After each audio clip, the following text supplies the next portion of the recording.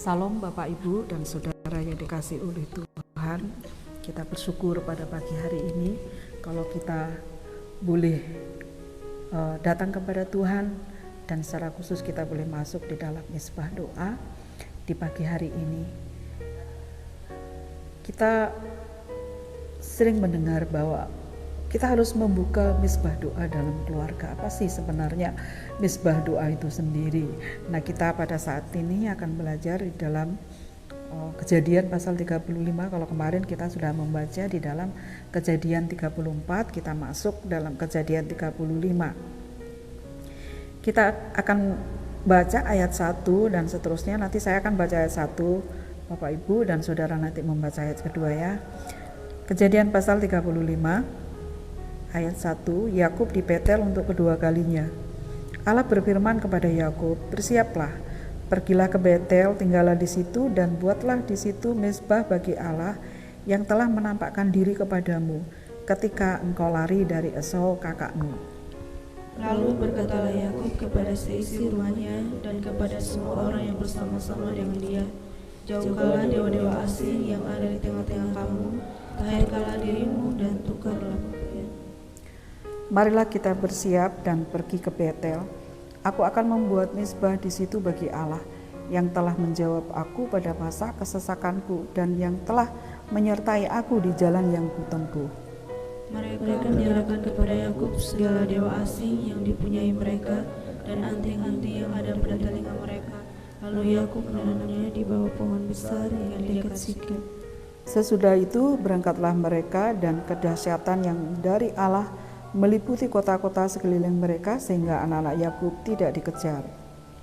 Lalu sampailah Yakub ke Luz yang di tanah Kanaan, yaitu Betel, ia dan semua orang yang bersama-sama dengan dia.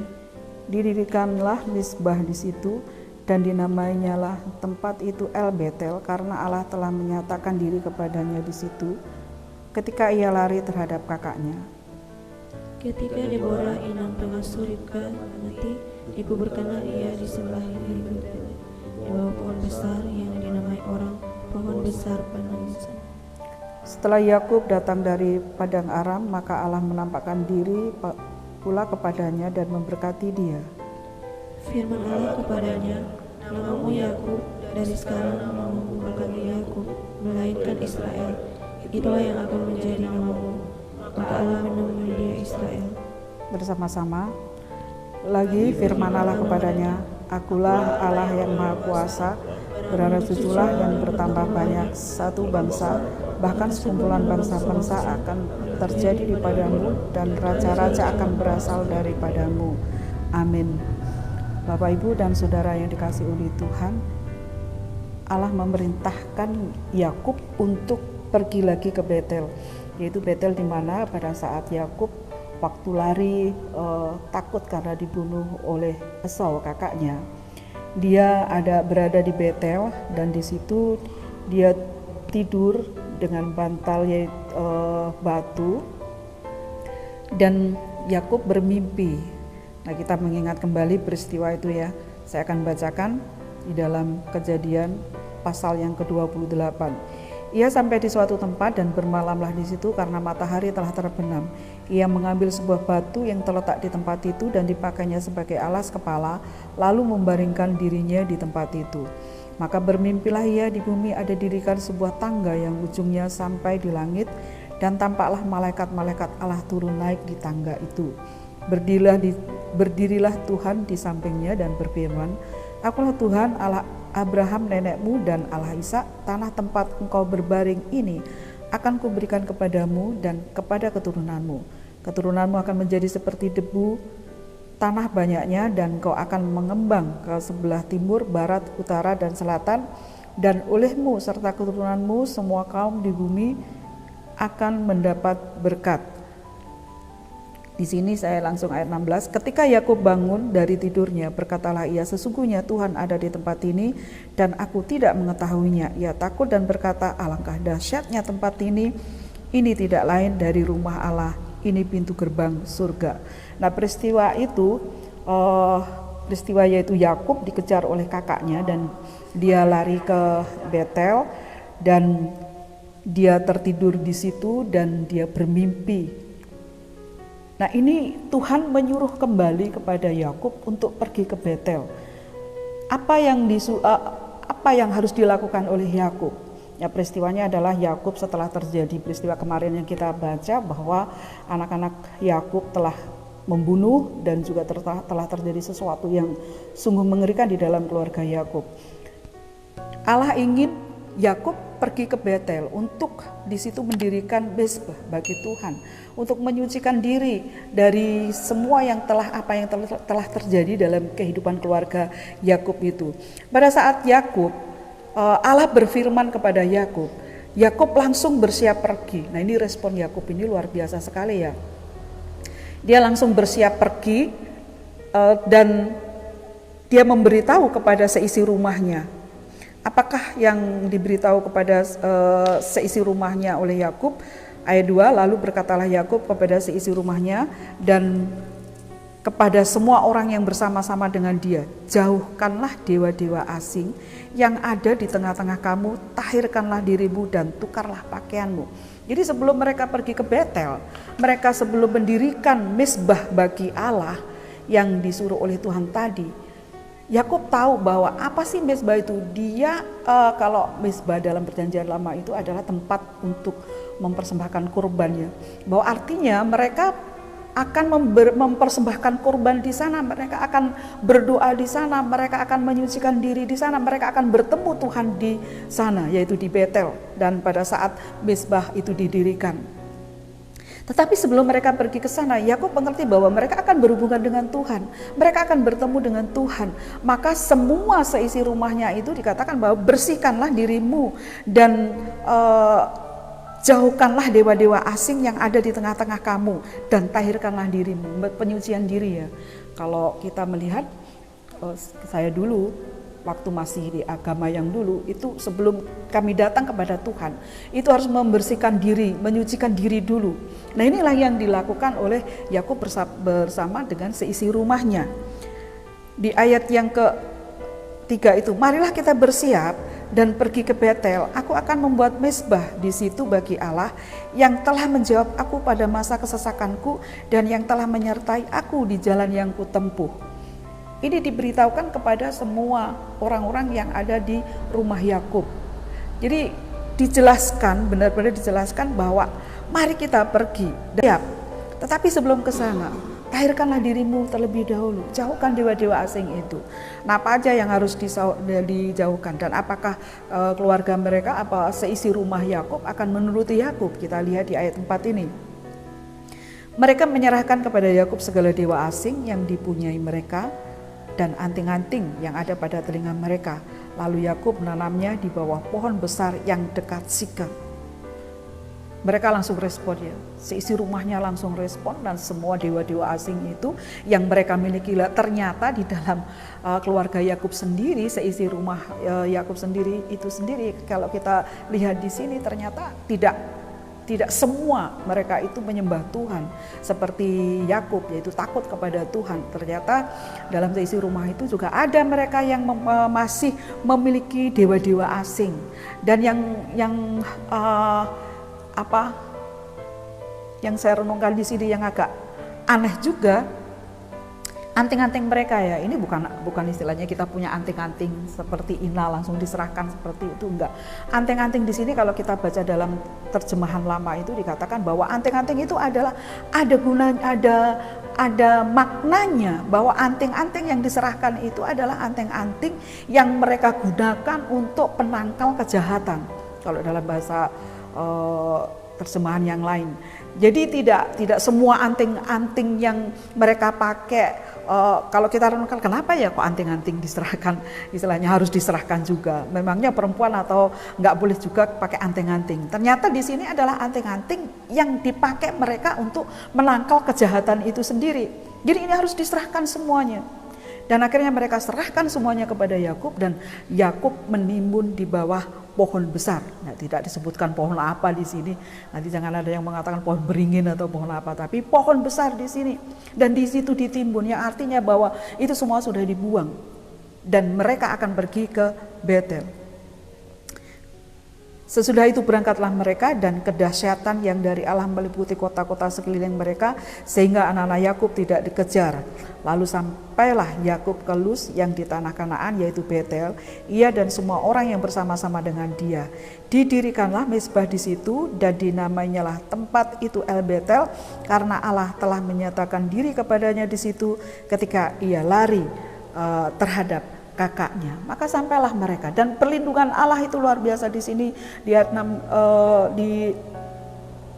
ayat yang ke-5 dikatakan, sudah itu berangkatlah mereka dan kedahsyatan yang dari Allah meliputi kota-kota sekeliling mereka sehingga anak-anak Yakub tidak dikejar. Lah di sini adalah perlindungan Tuhan pada saat mereka respon untuk pergi ke Betel dan Tuhan memerintahkan itu. Tuhan akan menjaga mereka, Tuhan akan melindungi mereka, Tuhan melindungi mereka sehingga mereka tidak ada satupun istilahnya yang tersentuh oleh kejahatan dan atau orang-orang jahat di situ yang mereka lewatin itu selama mereka dalam perjalanan itu. Tuhan menjaga mereka hingga sampai mereka ke Betel dan mereka mendirikan mezbah dan mereka memberikan persembahan kurban itu kepada Tuhan. Bapak Ibu dan Saudara kasih dalam Tuhan, apa yang bisa kita renungkan dalam firman Tuhan ini? Saya merenungkan seperti ini. Mezbah, kalau sekarang ini kita sering juga disebut adalah mezbah doa. Bangun mezbah doa dalam keluarga. Bangun mezbah doamu. Apakah kamu sudah membangun mezbah doa? Apa sih mezbah doa sekarang ini? Adalah hubungan kita ini berhubungan dengan Tuhan. Ada pujian. Jadikan aku Tuhan mezbah doamu. Itu sering kita nyanyikan, tetapi kita sendiri nggak ngerti. Bahkan ketika ditanya, ada orang Kristen mengatakan seperti ini. Ini orang Kristen ya. Kalau orang yang percaya kepada Tuhan lain lagi. Ini orang Kristen. Berapa kali kamu berdoa? Nah, kemarin ketika ditanya, ada yang 3 kali. Mungkin saat ini saya akan bertanya kepada Reni, berapa kali berdoa? 4 kali. Ina? 5 kadang 6. Bang Erwin? 5 atau 6. 5 atau 6. Bang John May? 3 atau 4. Bapak Gembala? Sering, banyak kali. Ini bahkan ada yang menjawab tidak pernah loh. Kemarin ada beberapa orang Kristen juga ditanya, berapa kali berdoa? Tidak pernah. Kalau masih 3 kali, 4 kali berarti kita berhubungan Tuhan sehari itu 4 kali. Kalau ada yang 3 kali berarti sehari kita komunikasi dengan Tuhan itu 3 kali. Kalau 1 kali berarti kita sehari itu komunikasi kita dengan Tuhan itu hanya 1 kali. Nah, kita berdoa, arti berdoa itu sendiri adalah kita membangun komunikasi dengan Tuhan. Tidak ada batasnya sebenarnya. Jadi kadang yang kita maksud adalah kita berdoa, tutup mata, itulah kita baru berdoa, kita komunikasi. Sering saya ketika ada apapun saya bertanya kepada Tuhan. Ketika saya masak, saya pun juga sering berbicara kepada Tuhan. Tuhan, bagaimana ini kalau seperti ini? Tuhan tunjukkanlah, Tuhan ini. Nah, itu namanya adalah membangun hubungan dengan Tuhan dan kita berkomunikasi dengan Tuhan. Tidak ada batasnya. Tidak dibatasi oleh jam, tidak dibatasi oleh menit, waktu. Itu tidak bisa dibatasi karena kita ini membangun hubungan dengan Tuhan. Kita berkomunikasi dengan Tuhan. Kalau dalam keluarga, orang tua dengan anak-anak, masa dibatasi? Mungkin bicara berapa kali dengan orang tua? Oh 1 kali. Bicara dengan orang tua berapa kali? Oh 2 kali. Sehari berapa kali? Nah, kalau kita tahu kan berarti kita ini sering kan berbicara dengan orang tua kita di rumah. Kalau sekarang ini ya mungkin jarang ya anak-anak berbicara pada orang tua karena udah asik dengan HP-nya masing-masing di kamar, ada yang di kamar, bahkan mungkin sehari ada yang nggak berbicara. Nah itu kan sudah merupakan tidak baik lagi hubungan antara orang tua, anak di dalam keluarga itu sendiri kan tidak baik. Coba kalau sehari istilahnya istri atau anak tidak berbicara kepada ayah atau suaminya, atau suami tidak berbicara kepada istri, tidak ada kerinduan dong, berarti tidak ada kerinduan untuk berbicara, untuk berkomunikasi dengan keluarga. Bapak Ibu dan Saudara yang kasih dalam Tuhan, kita lihat di sini Yakub ketika diperintahkan untuk membangun mezbah, dia langsung berangkat. Responnya itu luar biasa sekali dan langsung diberitahu pada semua keluarganya, ayo kita pergi ke Betel, kita akan mempersembahkan kurban, kita akan membangun mezbah di sana, kita akan membangun hubungan dengan Tuhan, kita akan bertemu dengan Tuhan. Saya sering mendengarkan khotbah Bapak Pendeta Yandi. Jadi dikatakan seperti ini, orang Kristen itu ada 3. Yang pertama itu orang Kristen bawah, yang kedua orang Kristen tobat, yang ketiga orang Kristen buah. Yang dimaksud orang Kristen bawah itu adalah Kristen tanpa iman. Ini saya mengutip khotbahnya Pak Pendeta Yandi ya. Kristen tanpa iman, dia memang Kristen, tetapi iman kepada Yesus itu tidak ada.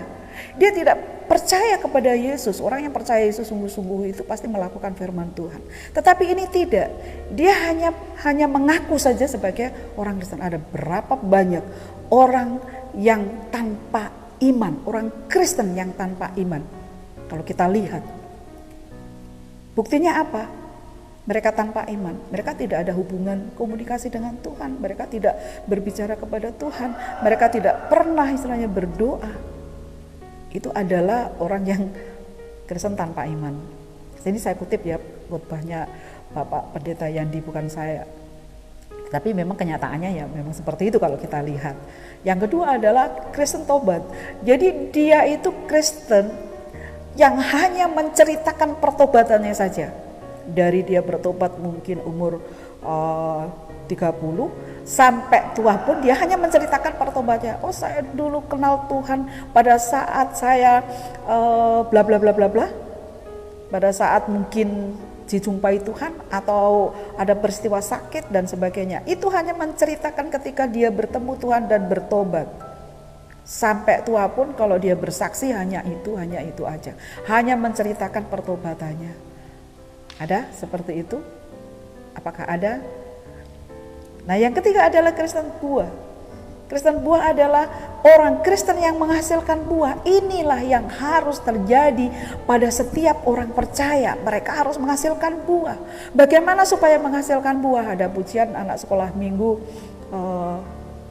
apa itu? Kalau kita mau berbuah adalah kalau mau bertumbuh, berdoa, baca kitab suci, doa tiap hari, doa tiap hari, doa tiap hari. Baca kitab suci, doa tiap hari kalau mau tumbuh.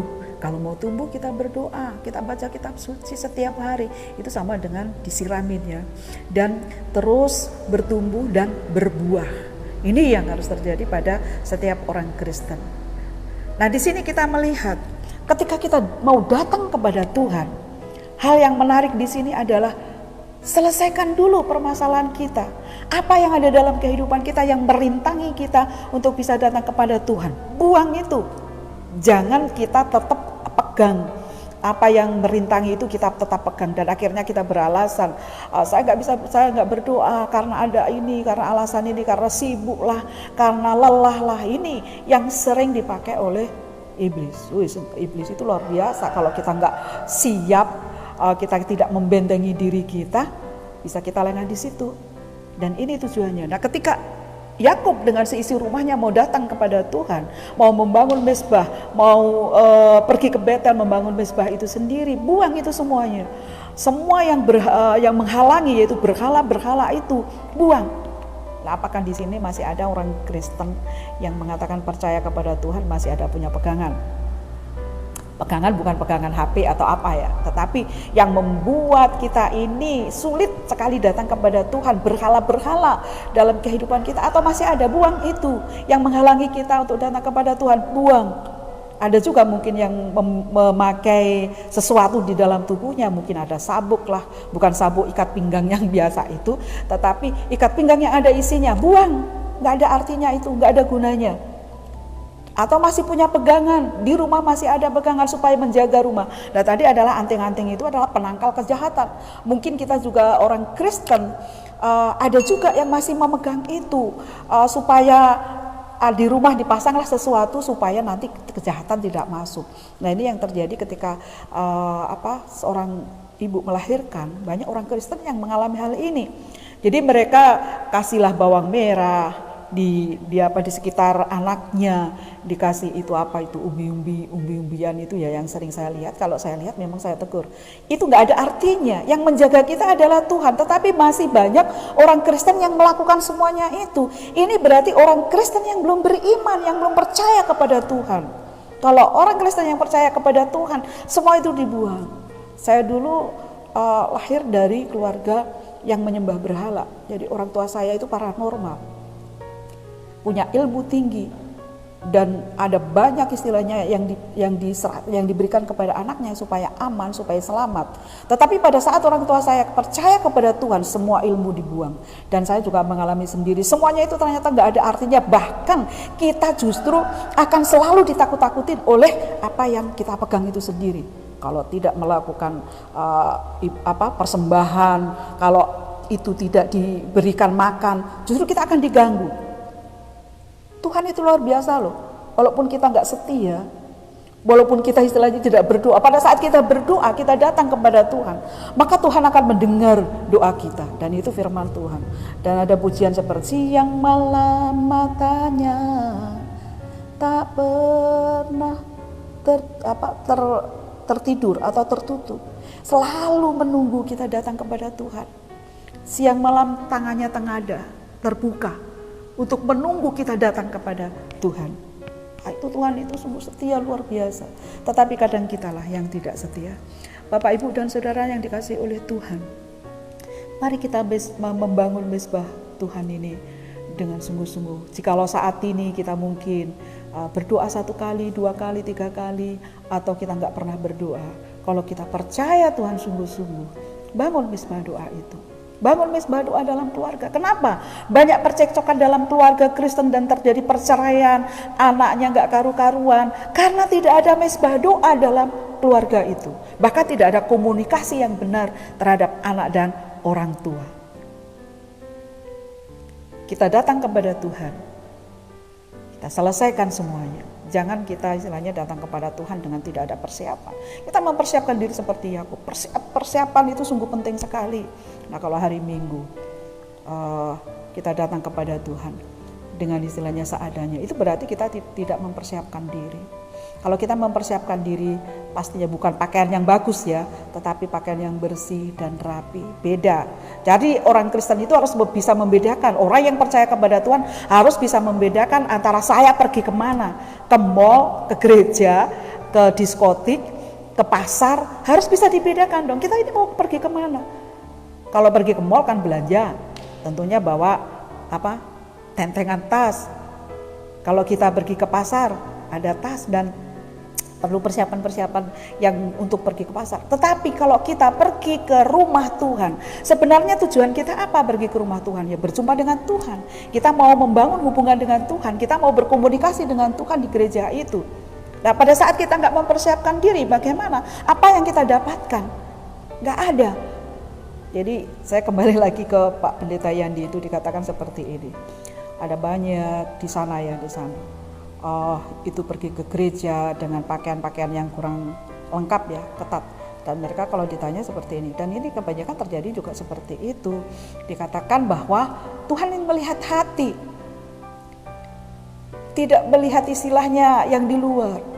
Tetapi kalau saya merenungkan seperti ini, ketika orang berkata Tuhan melihat hati, berarti pada saat hatimu pergi ke Tuhan dengan berpakaian yang minim seperti itu, kamu gak mempersiapkan diri bahwa kamu akan bertemu dengan Tuhan. Sama dengan kamu akan ke diskotik atau ke pesta. Tidak lagi tujuannya kepada Tuhan. Kalau kita tahu bahwa Tuhan itu kudus, Tuhan itu adalah Allah yang besar, Allah yang agung, Allah yang luar biasa, maka kita akan hormat kepada Tuhan. Dan ketika hati kita hormat, otomatis seluruh tubuh kita akan mencerminkan kehormatan itu sendiri. Kita harus bisa membedakan. Bapak, Ibu, dan Saudara kasih dalam Tuhan, pentingnya membangun mezbah doa dalam kehidupan kita.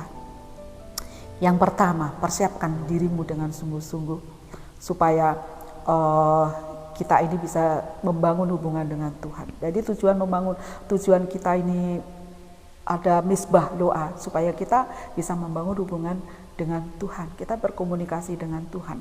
Dan di dalam datang di misbah Tuhan, kita harus bedakan. Kita harus mempersiapkan diri.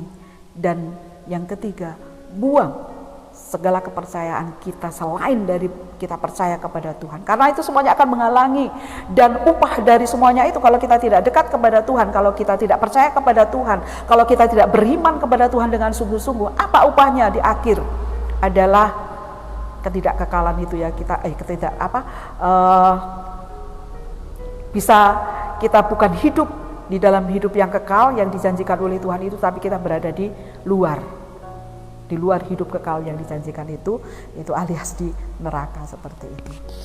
Firman Tuhan pada pagi hari ini biarlah mengingatkan kita kembali bagaimana kita harus membangun mesbah doa itu bagi Tuhan. Kita membangun hubungan dengan Tuhan, kita berkomunikasi dengan Tuhan, dan ingat, kita berkomunikasi dengan Tuhan tidak hanya sekali dua kali, tetapi harus sering dimanapun kita berada. Mungkin di sekolahan kita mengajar, kita bekerja, kita terus berbicara kepada Tuhan.